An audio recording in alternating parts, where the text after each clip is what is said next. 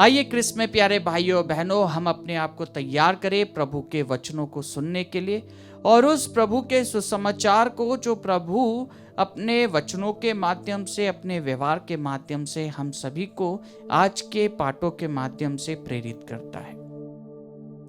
संत यूहन्ना के अनुसार पवित्र सुसमाचार अध्याय 14 पद संख्या 6 से लेकर 14 तक। ईसा ने उनसे कहा, मार्ग, सत्य और जीवन मैं हूं, मुझसे होकर गए बिना कोई पिता के पास नहीं आ सकता। यदि तुम मुझे पहचानते हो तो मेरे पिता को भी पहचानोगे। अब तो तुम लोगों ने उसे पहचाना भी है और देखा भी है। फिलिप ने उनसे कहा, प्रभु हमें पिता के दर्शन कराइए, हमारे लिए इतना ही बहुत है।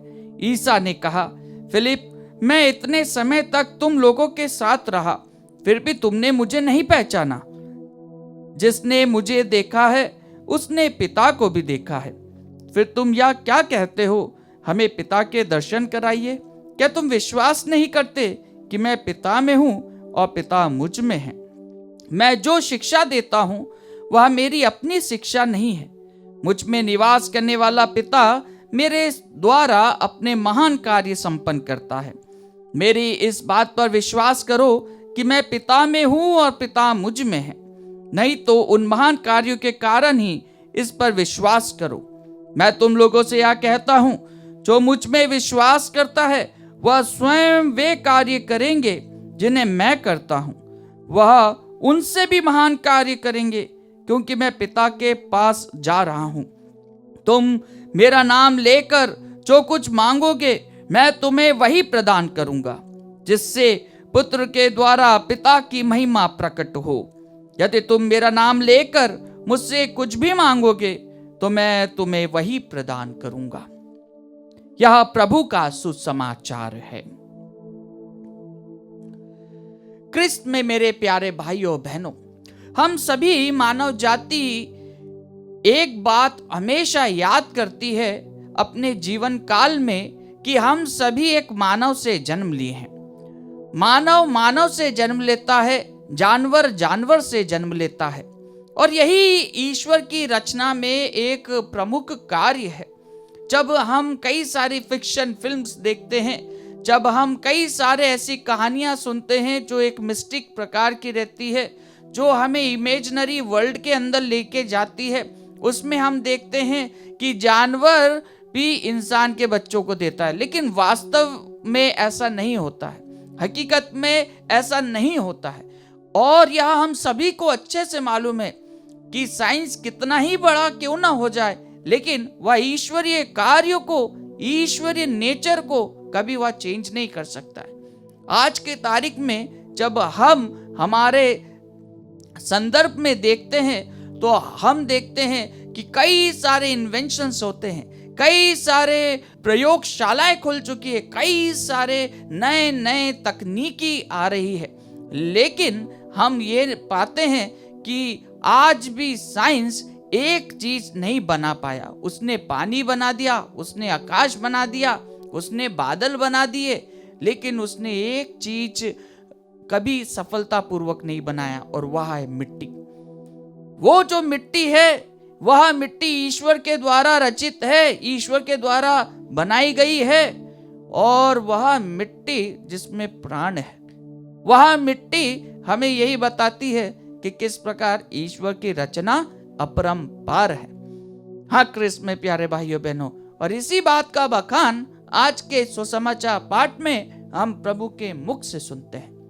प्रभु स्वयं कहता है कि जिसने मुझे देखा है उसने पिता को देखा है। जब आज के सुसमाचार पर हम मनन करते हैं क्रिस्त में मेरे प्यारे भाइयों और बहनों, तो हम ये बात बहुत ही प्रमुख तरीके से ग्रहण करते हैं कि ईश्वर ने अपने एक लौते पुत्र को इस दुनिया में भेज दिया, और उस पुत्र को एक कुंवारी के गर्भ में धारण पवित्र आत्मा की शक्ति के द्वारा कराया। पवित्र आत्मा के माध्यम से उसके गर्भ में प्रभु यीशु पनपने लगा, और प्रभु यीशु 9 महीने तक उस स्त्री के साथ में रहा। और आज के सुसमाचार पाठ में हम खुद प्रभु के मुख से सुनते हैं कि जो मैंने मेरे पिता के यहाँ से सीखा है, जो मैंने मेरे पिता के द्वारा शिक्षा प्राप्त करी है, जो उसने मुझे सिखाया है, जो उसका गुण है, वही गुण मैं तुम लोगों को देता हूं। इतनी सी बात को अगर हमें समझना है तो हमें अपने आप को देखना है। जब हम हमारे परिवार में रहते हैं तो ईश्वर की आज जो परंपरा है, ईश्वर की आज जो निर्भयता है, आज जो प्रभु का जो कार्य जो हम सभी कर रहे हैं, हमें उसे देखना है कि क्या हम अपने आप को ईश्वर के चुने हुए प्रजा के रूप में, उसके पुत्र पुत्रियों के रूप में हम अपनाते हैं। जब हमारे घर में किसी भी नन्हे बच्चे का जब जन्म होता है तो हमने अक्सर सुना है कि अरे अरे अरे देखो, इसकी नाक तो इसके पापा पे गई है, देखो देखो इसका कान तो इसकी मम्मी पे गया है। कई बार हम ऐसे समाज में सुनते हैं कि ये बिल्कुल इसके पापा पे गया है, इसका चलना, इसका बोलना, इसका खाना, इसके नोज, इसकी आंख, इसकी नाक, सब कुछ इसके पापा पे गया है। कलर इसकी मम्मी पे गया है, देखो हाइट इसके पापा पे गया है। ये जो कंपैरेटिव हम एनालिसिस देखते हैं, इसमें हम पाते हैं कि जो हमारे पेरेंट्स है उनके गुण हमारे अंदर आते हैं। और यही बात प्रभु आज योग्य रीति से बताता है कि मैंने ये मेरे पिता के यहां से सीखा है। ये जो गुण मैं करता हूं ये मेरे पिता के गुण है। ये मेरे पिता स्वयं जो करते हैं वो मैं करता हूं। वो पिता कौन है? वो ईश्वर है। वह चमत्कार करता है, वह बोलता है और सब कुछ हो जाता है। वो दया करता है, वो माफ करता है, वो बदला नहीं लेता, वो क्षमा करता है। कितनी प्रमुख बात है। और इसी बात को जब हम प्रभु के मुख से सुनते हैं कि जो उस पे विश्वास करता है वह उससे भी अधिक कार्य करता है, वह उससे भी अधिक। ये जो चमत्कार प्रभु ने दिखाए हैं, जो उसमें विश्वास करता है, पिता में विश्वास करता है, वो पुत्र में विश्वास करता है।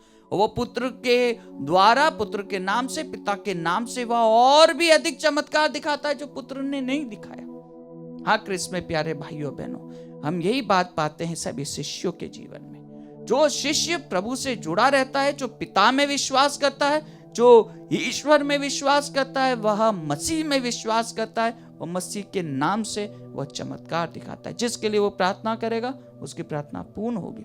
उनकी परछाई के माध्यम से लोगों को चंगाई मिलेगी। क्यों? क्योंकि वह पिता में विश्वास करता है, ईश्वर में विश्वास करता है, रचयिता में विश्वास करता है, जिसने हर एक चीज को बनाया। हाँ कृष्ण में प्यारे भाइयों बहनों, जब हम इस नित्य आराधना में प्रार्थना करते हैं तो हम हमारी आस को, हमारे अपने खोखलेपन को, अपने अकेलेपन को प्रभु को अर्पित करें। और वो प्रभु जो आज हमारे बीच में रोटी के रूप में उपस्थित है, उस प्रभु पर अपने आप को समर्पित करते हुए उसमें विश्वास करने के लिए हम उससे हौसला मांगे, ताकत मांगे कि प्रभु मैं आपसे जुड़ा रहूं, प्रभु मैं आपके वचनों पर विश्वास कर सकूं। अपनी इस रचना के लिए प्रभु को धन्यवाद दें कि प्रभु हमारे साथ में रहे। प्रभु हम तुझ पे विश्वास कर सके, ऐसा पवित्र बल प्रदान कर, पवित्र आत्मा प्रदान कर। आइए हम हमारे परिवार के सभी भाई बहनों को जो ईश्वर पर विश्वास नहीं करते, जो प्रभु से दूर चले गए, जो गलत बातों में लगे हुए, हम कुशन मौन रूप से इस पवित्र यूक्रिस्ट में उपस्थित प्रभु यीशु के पास में जाएं और प्रभु यीशु से कहें कि हे प्रभु, आप और पिता के नाम पर मैं मेरे पुत्र को, मेरी पुत्री को, मेरे भाई को, मेरे बेटे को, मेरे पति को, मेरी बहन को, मेरी पत्नी को, मेरी दादी को, मेरी माँ को, परिवार के जितने भी रिश्तेदार हैं उनको अर्पित करता हूँ, जिससे कि तू उनमें निवास करे और तेरे नाम के द्वारा हम पिता की महिमा कर सकें।